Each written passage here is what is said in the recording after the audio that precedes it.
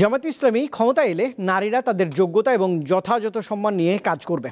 সেই সঙ্গে অতীতের যে কোনো সময়ের চেয়ে কর্মক্ষেত্রে তারা বেশি নিরাপদ থাকবে, এমন মন্তব্যই করেছেন দলটির আমির ডাক্তার শফিকুর রহমান। সকালে রাজধানীতে আয়োজিত শ্রমিক সমাবেশে তিনি এসব কথা বলেন।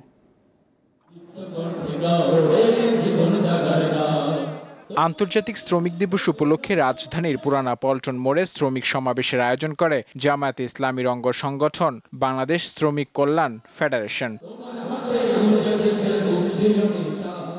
কর্মসূচিতে যোগ দিতে বৃহস্পতিবার সকাল থেকেই রাজধানীর বিভিন্ন স্থান থেকে খণ্ড খণ্ড মিছিল নিয়ে আসতে শুরু করেন নেতাকর্মীরা।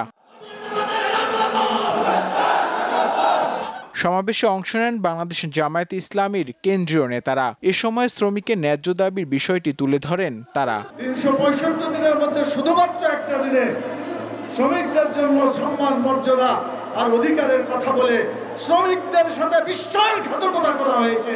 শ্রমিকদের অধিকার প্রতিষ্ঠা করা হয় না। মালিকদেরকে কাজ না করে যেমন শ্রমিক ঠকাবে না, তেমনি মালিকরা শ্রমিকদের ন্যায্য পাওনা থেকে যেন বঞ্চিত না করে।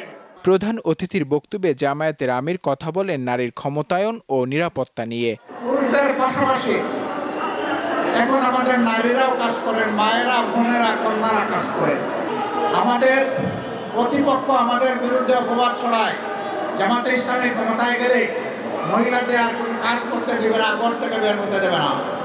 আমরা আমাদের এই বোনদেরকে নিশ্চয়তা দিচ্ছি, তারা তাদের যোগ্যতা এবং পছন্দ অনুযায়ী কর্মক্ষেত্রে কাজ করবেন।